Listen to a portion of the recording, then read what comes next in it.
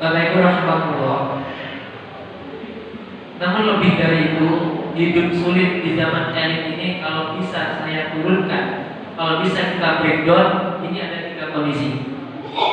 Ada 3 kondisi kita itu sulit menjalani hidup di era yang serba elit. Yang pertama,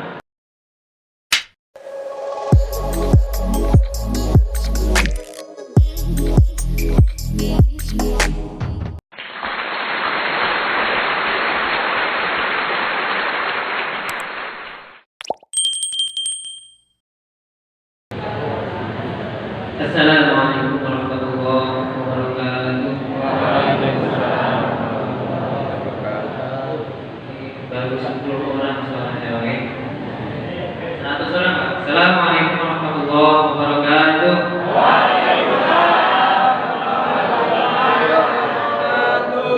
Gak kebayang kalau penontonnya Blackpink itu 75.000 lagi. Kalau salam itu bukan orang. Baik, alhamdulillahirabbil alamin. Asyhadu an la ilaha illallah wa asyhadu anna Muhammadan abduhu wa rasuluh. Allahumma shalli wa sallim wa barik ala Muhammadin wa ala alihi wa ashabihi wa man tabi'ahum bi ihsan ila yaumil qiyamah. Alhamdulillahirabbil alamin ala ni'matil iman. Alhamdulillahilladzi ala ni'matil islam. Alhamdulillahilladzi ala ni'matil hidayah. Alhamdulillahilladzi ala ni'matil ukhuwah.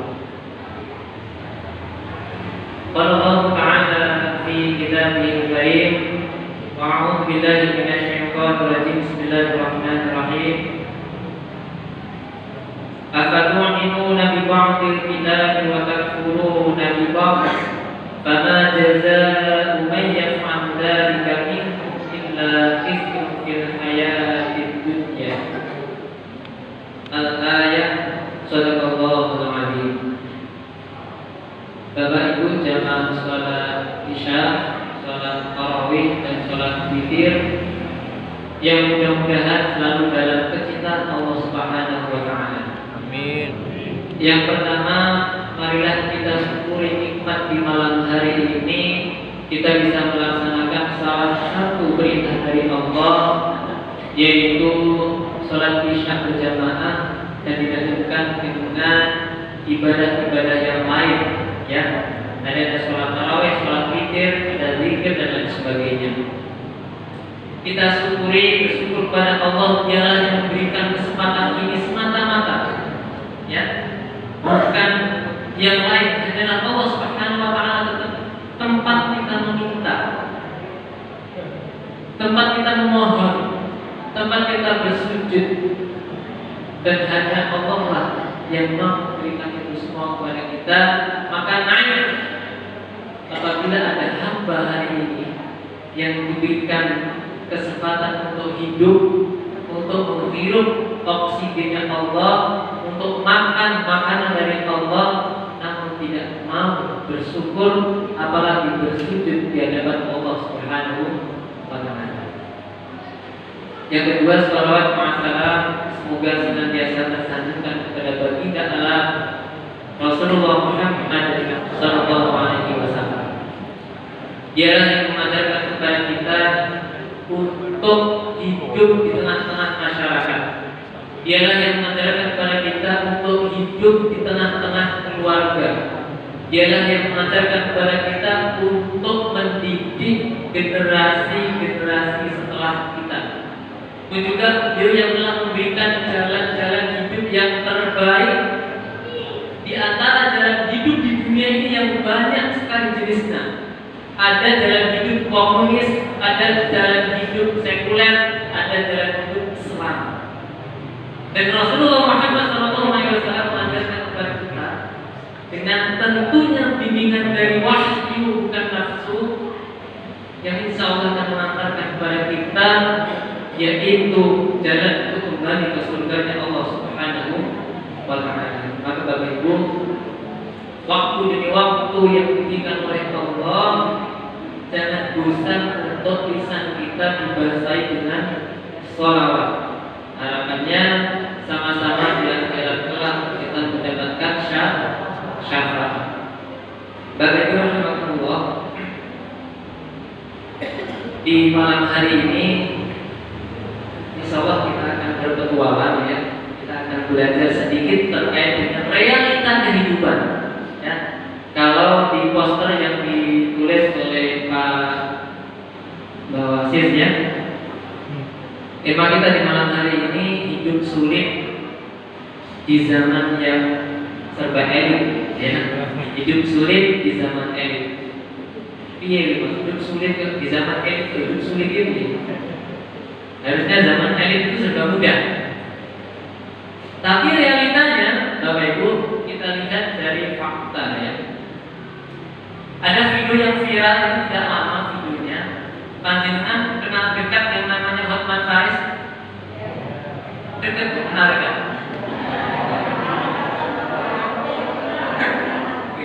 Hotman Paris itu tetangga ya, tetangga jauh ya. Dia pernah bilang dalam videonya, dia itu jalan-jalan ke Bali. Kalau seorang Hotman Paris jalan-jalan ke Bali mungkin nggak pernah terhitung ya berapa kali jumlahnya. Dia menyampaikan dalam video pendeknya, orang itu ke Bali yang dicari apa? Kebahagiaan. Ya, Hotman Paris yang ke Bali yang dicari itu kebahagiaan. Kalau kita ngomong Hotman Paris itu duitnya kira-kira sak resek, sak koper, atau sak lemari. Hotman Paris ya, duitnya akeh, ya duitnya akeh. Dan teman-temannya ya di sekelilingnya itu selalu didampingi oleh wanita-wanita yang jelas nggak berkerudung ya, tapi cantik ya, cantik tapi saya nggak berkerudung biasanya. Tapi luar biasa, Hotman Paris itu orang yang kaya, dia statusnya tinggi ya, status sosialnya. Kemudian dia mengatakan, orang itu berbondong-bondong ke Bali mencari kebahagiaan, tapi saya ke Bali kok nggak pernah sedikit pun mendapatkan kebahagiaan. Hotman Paris, dia kaya, tapi merasakan kenikmatan dunia aja susah. Katanya nggak bahagia. Itu contoh yang fakta yang pertama. Itu dia ceritakan sendiri. Kemudian yang kedua, contoh yang kedua atau fakta yang kedua yang bisa kita lihat, Bapak Ibu rahimahullah, jenengan pernah dengar namanya Koh Dennis Lim? Pernah bukan ya? Pernah, baru saja. Pernah. Itu dia alumnus penjudi. Bandar judi. Jadi di Kamboja itu ada tanah antara Kamboja dan Filipina kalau nggak salah. Di tengah-tengah dua negara itu ada tanah kosong. Itu bukan tanah milik Kamboja, bukan tanah milik Filipina.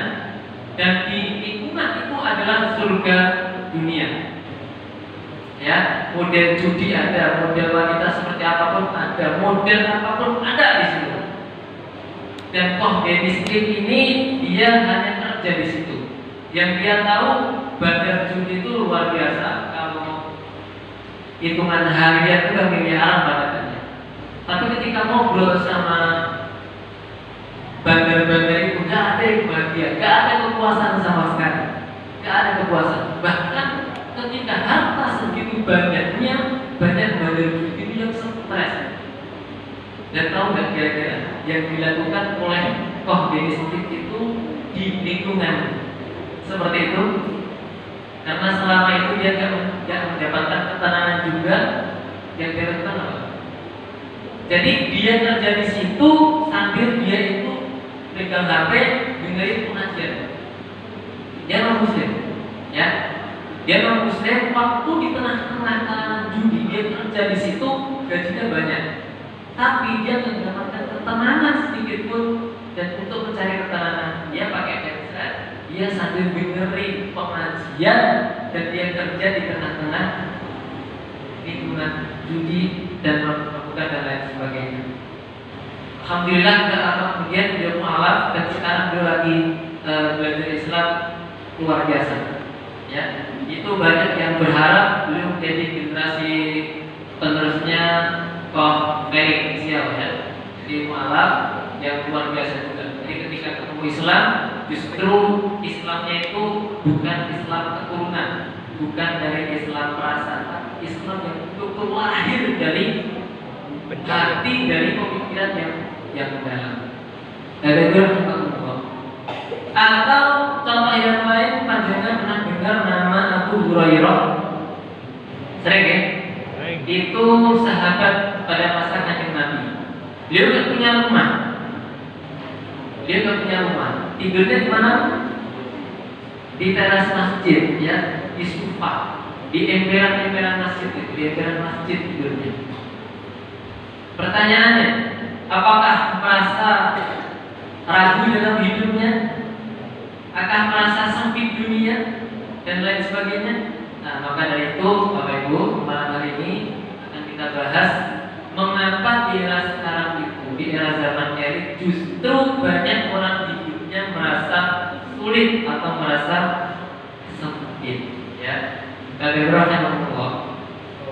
Coba kita bayangkan ya, kalau kita ngomong masalah hidup sulit di zaman elit gitu ya. Kita bayangin zaman Nabi, kalau beliau mau berdagang itu numpain apa? Keledai, motor, kuda, ya, keledai, unta, kuda, apa boleh? Numpak kapal ya, kapal kaki loh ya, pakai jalan kaki gitu ya. Ketika mau ketemu orang di Mesir, jalan ke Mesir. Ketika mau ketemu orang di Syam, jalan ke Syam. Ketika mau ketemu orang di Palestina, dia harus jalan ke Palestina. Gak 1 jam 2 jam ya. Kalau sekarang kita ke Jakarta cukup 8 jam. Kalau zaman dahulu, ya, di zaman Kanjeng Nabi, kalau mau ke Syam, ke Mesir itu butuh waktu yang cukup luar biasa. Itu pertama dalam segi waktunya. Dari segi kondisinya, jalannya itu panas, berpasir, belum lagi kalau ada badai pasir, harus rela mata-mata beliau itu terkena debu pasir. Kira-kira itu zaman sulit atau zaman elit? Itu zaman serba sulit dari segi kondisi. Kemudian kalau mau cari ilmu, ya, kalau mau cari ilmu itu di zaman setelah generasi para sahabat, ya, zaman Kanjeng ulama Bukhari, ya, itu dari Bukhara itu di Rusia.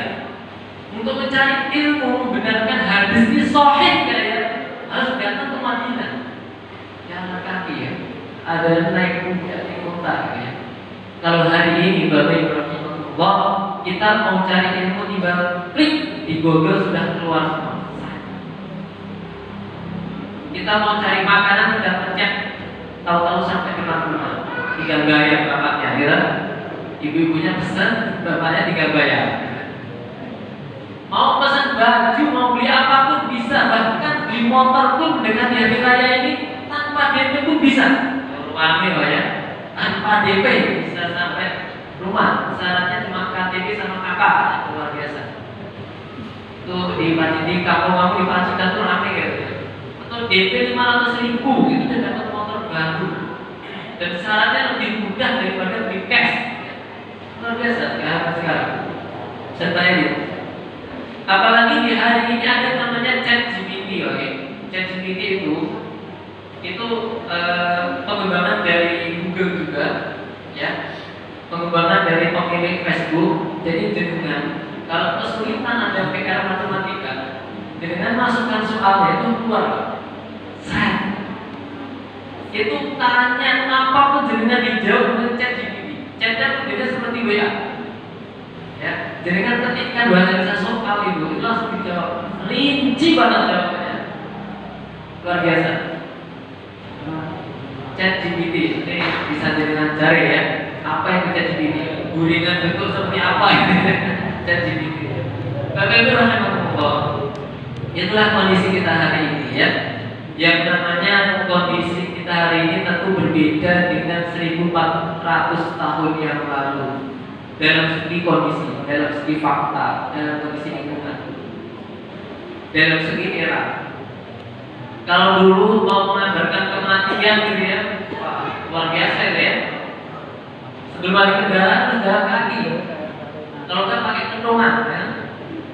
Sekarang kalau ada kematian tinggal Pak Arjono di sini kan. Klik pakai saklar, klik warna merah langsung inna ya.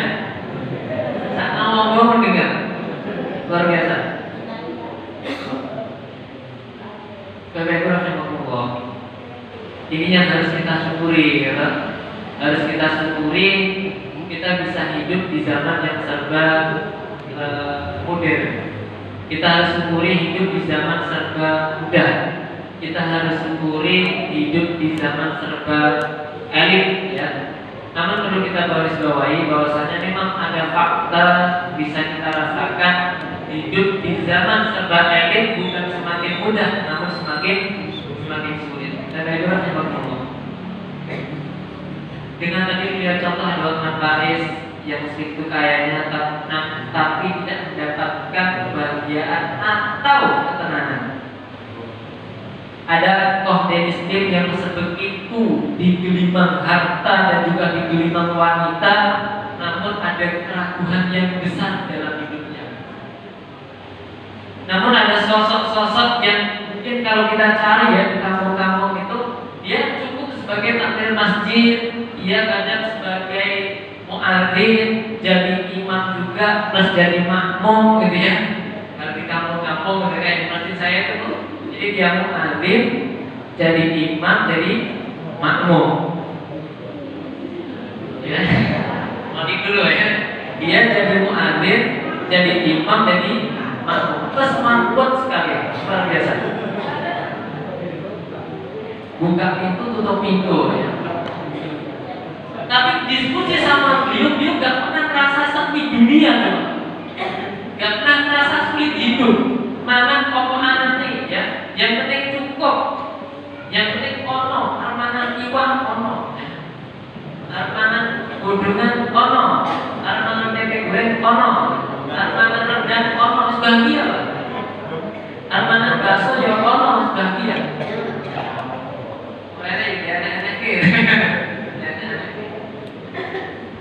Bapak rahimahullah, ada orang miskin itu dia tidak merasakan sepi dunia.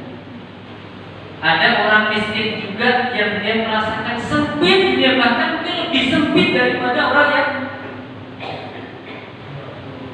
ada juga orang kaya tapi merasa sempit dunia.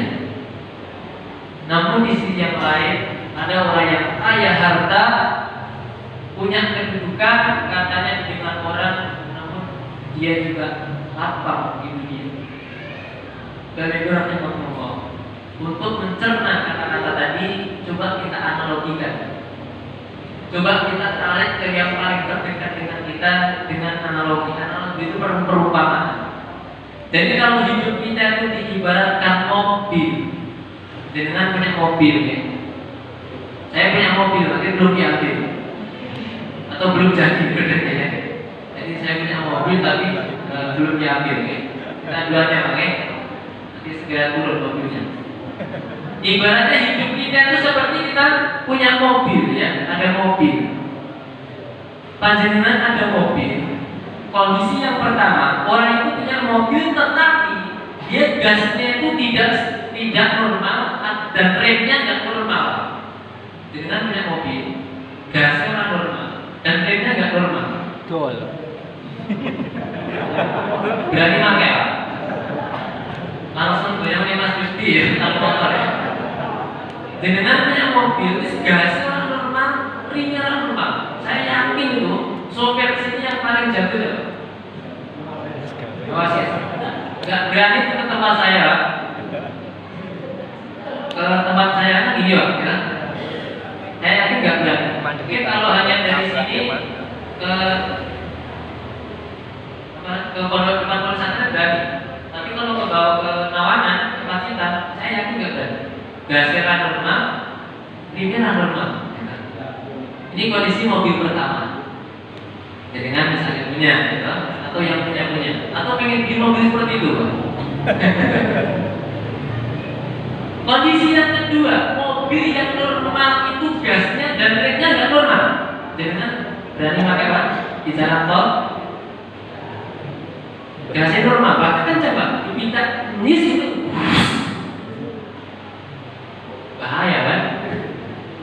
normal, tapi ini kan pencet X tidak ya Pak, mental mobil ya, banter gitu ya. Kondisi kedua. Kondisi ketiga, gasnya orang normal, gitu. Tapi ini pakem. Pelan-pelan orang pencet tambah mandek sih kan. Kondisi mobil ketiga. Yang keempat, ya, yang keempat, mobil itu normal semuanya Pak. Spionnya yang komplit, gitu. Surat-suratnya pajaknya yang komplit, ya. Gasnya ya normal, tapi rimnya kurang sidik ya. Itu berarti pakai Pak? Bisa dipakai, tapi kurang pakem, ya. Masih berani lah ya? Masih berani. Biasanya masih berani. Walaupun kadang detik-detik juga ya. Tapi kondisi yang terakhir ada mobil yang semuanya serba normal, gasnya normal, ya, rimnya normal, spionnya komplit, suratnya cocok, pajaknya lengkap, ya. Pun juga mesinnya cocok, bensinnya isi lah, bensinnya isi, ya, bensinnya isi. Semuanya normal mobil itu. Kira-kira semua orang berani naik, termasuk penumpang gitu ya. Bahkan biaya itu terlalu itu Pak.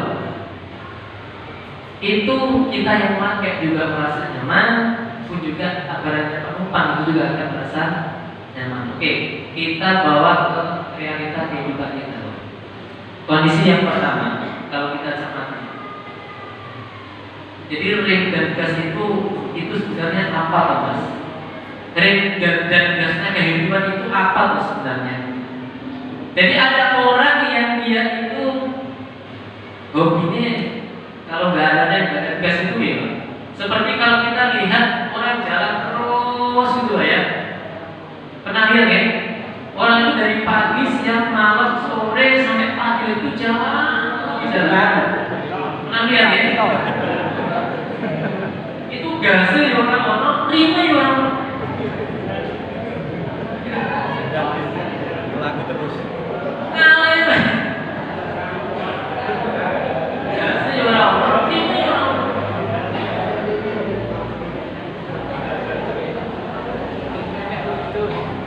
Ini tuh nggak merasa sulit hidup Pak, nggak merasa hidup sulit walaupun di zaman elit, apalagi di zaman elit biasa aja Pak.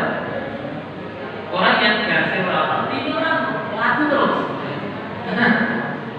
Ini mungkin banyak ya, apalagi kalau habis-habis dibiar naik gitu ya, atau itu biasanya banyak. Itu kondisi lah, tentu bukan kondisi yang kita harapkan ya.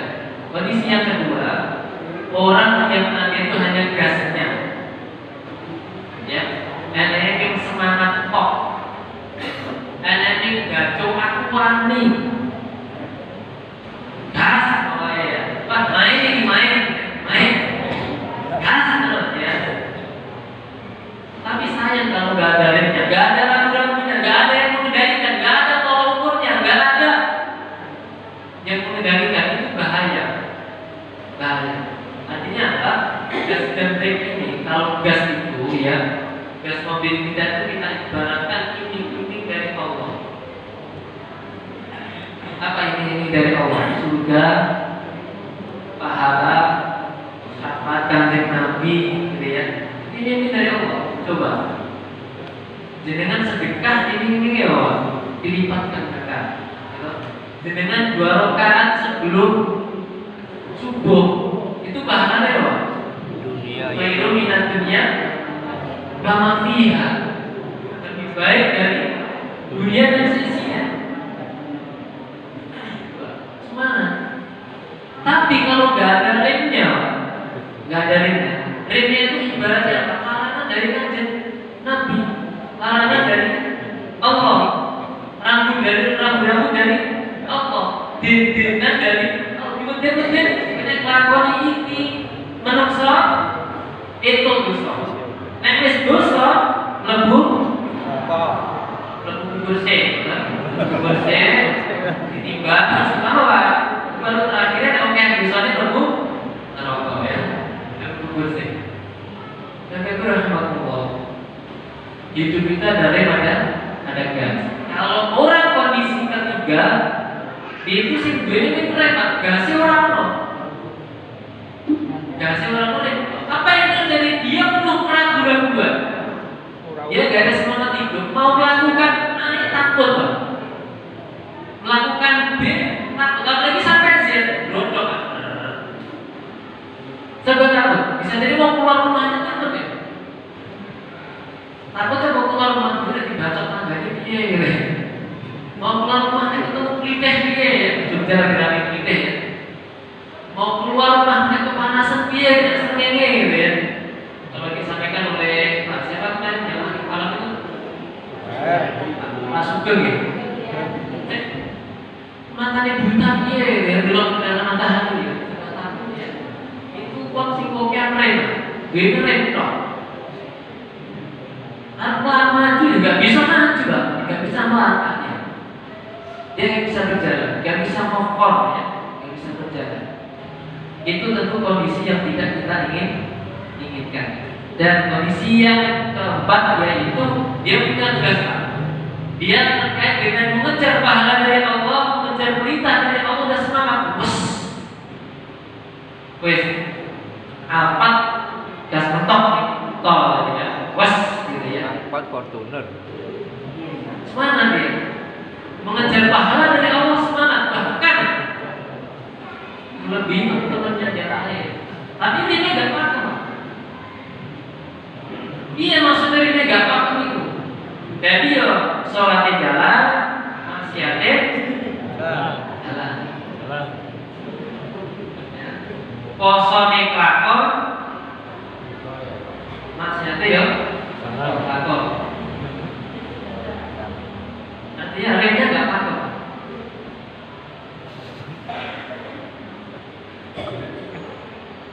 Ibadai tekun ya.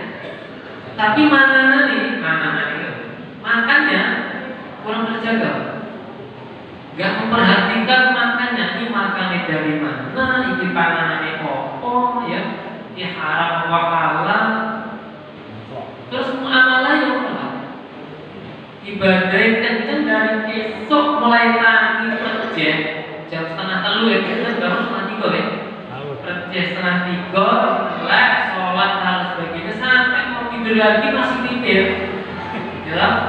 Tapi muamalahnya nggak terjaga, nggak ngerti transaksi halal apa haram, sing tak beli barang haram apa halal, luar biasa. Berarti ini gasnya stabil, tapi rime orang pakai. Berbeda dengan kondisi manusia yang keempat yang gasnya itu juga stabil, pun juga remnya juga mantap.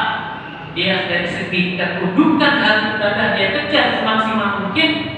Dari segi kehati-hatian meninggalkan larangan, dia akan coba hati-hati sehati-hatinya. Kalau gambarannya Imam Ali gitu ya, kalau nggak salah Imam Ali itu orang bertakwa itu bagaikan orang berjalan di kegelapan malam di sana petang gitu ya. Di situ ada batu hitam, ada semut hitam gitu ya. Dan ada duri-duri di tengah-tengah kondisi itu sehingga perlu kehati-hatian. Bapak Ibu rahimahullah. Pertanyaannya, berarti hidup yang sulit, hidup yang sempit itu apa Pak? Kalau tadi kita ngomong orang kaya, ada juga yang kesulitan hidupnya. Ada orang miskin, ada yang sulit ya. Ada orang yang kaya itu juga bahagia. Namun ada orang miskin juga dia merasa lapang dunia. Bapak Ibu jamaah salat Isya, salat tarawih rahimahullah.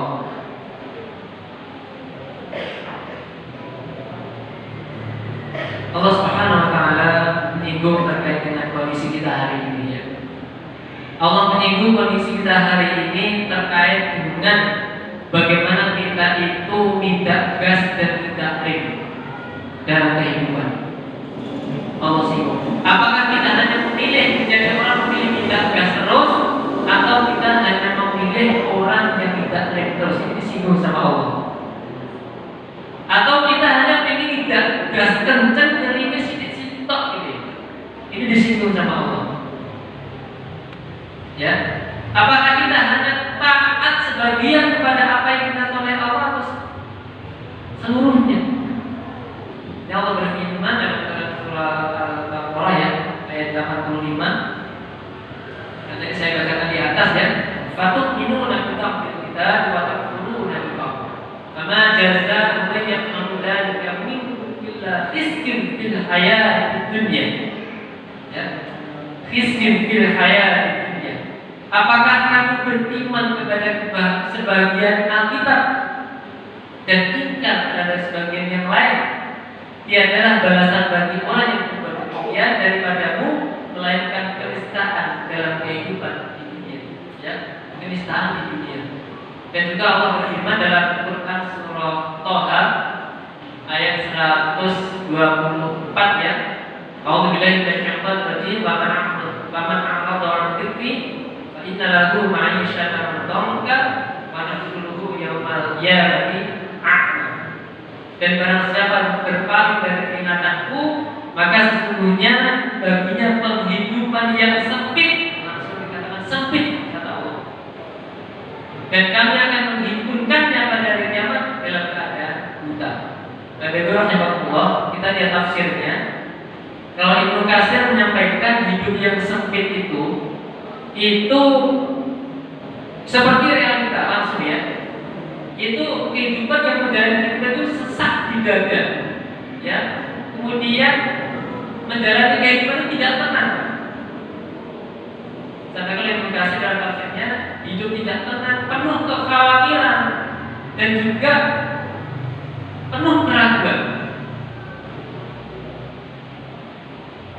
Penuh keraguan, penuh kekhawatiran. Coba bayangkan, dengan harta punya, kendaraan punya, rumah punya, tapi sering kita khawatir terhadap hari esok. Masih bingung kedatangan. Kita pun kadang kesulitan bagaimana mendidik anak kita. Untuk sampai ke masjid itu susah. Ya.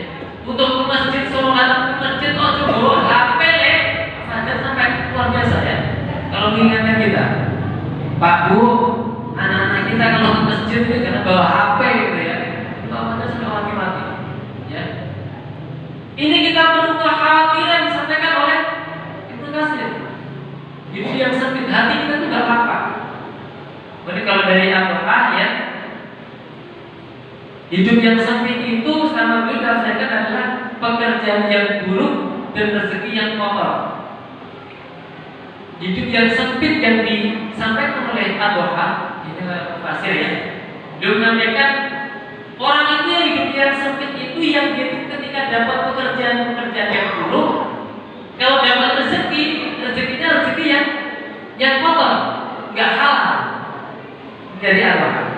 Berarti kalau dari Ibnu Abbas, ini tidak ada kebaikan, walaupun dia kaya, walaupun dia itu di tengah-tengah masyarakat itu punya posisi, ya, didengarkan oleh masyarakat yang lain, didengarkan oleh bantu, tapi tidak penuh kebaikan, ya, kehidupannya tidak dirundung kebaikan, namun sebaliknya.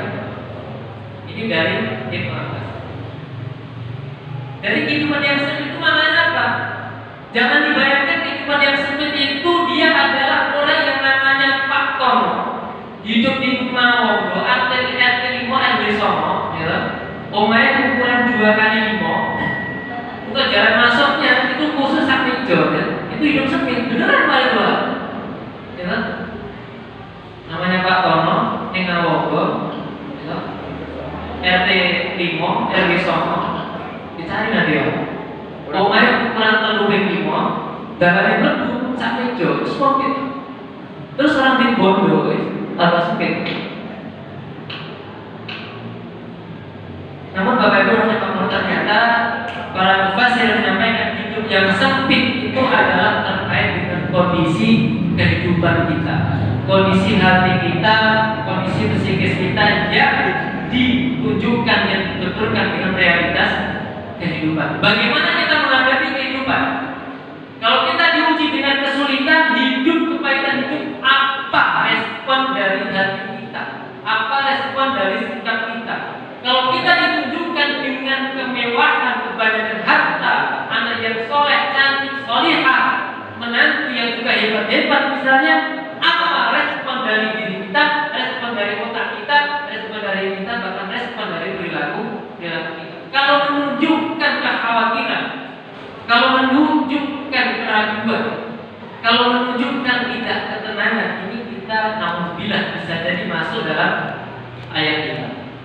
Tapi Bapak Ibu, apabila kita mampu mensyukuri hidup kita yang hari ini, dan kita mampu menata hati kita, mampu menerima setiap kondisi yang diberikan oleh Allah kepada kita, baik hari ini punya uang atau kita banyak uang, kita merasa lapang dunia, lapang hati, insya Allah mudah-mudahan kita tidak termasuk orang yang disinggung Allah dalam Quran surah Al-Baqarah ayat 85 dan Quran surah Toha ayat 120.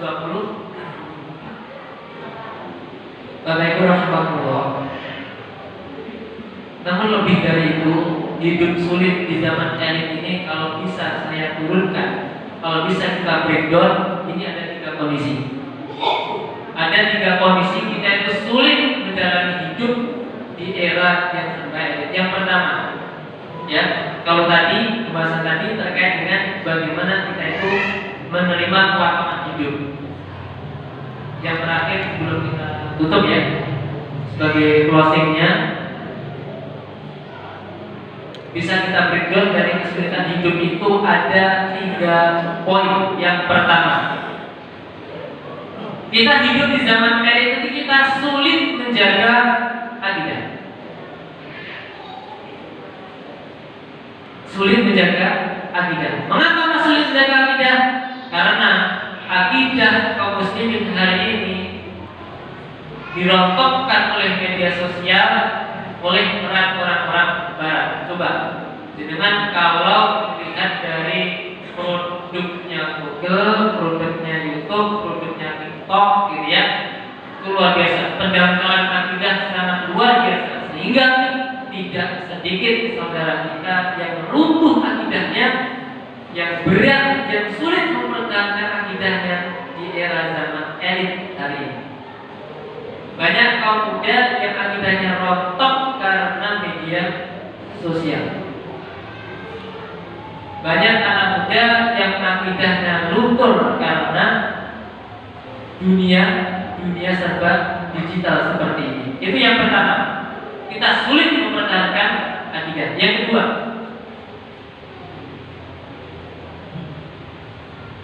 kita sulit untuk memaksimalkan ibadah. Kita sulit untuk memaksimalkan ibadah. Mengapa? Apa katanya? Di zaman serba elit itu ya, ketika mungkin kita bisa merasakan sendiri ya. Kalau nggak kita mungkin ya bukan dari kita gitu ya. Tapi orang-orang yang bisa kita lihat serba, kalau dulu zaman Kanjeng Nabi ya, mungkin bila ada para sahabat langsung datang ke masjid. Kalau hari ini jangankan bawa HP-nya ada, orang paten, kan gitu. Ya, HP-nya ada itu bukan tapi malah dipaten. Masih apa?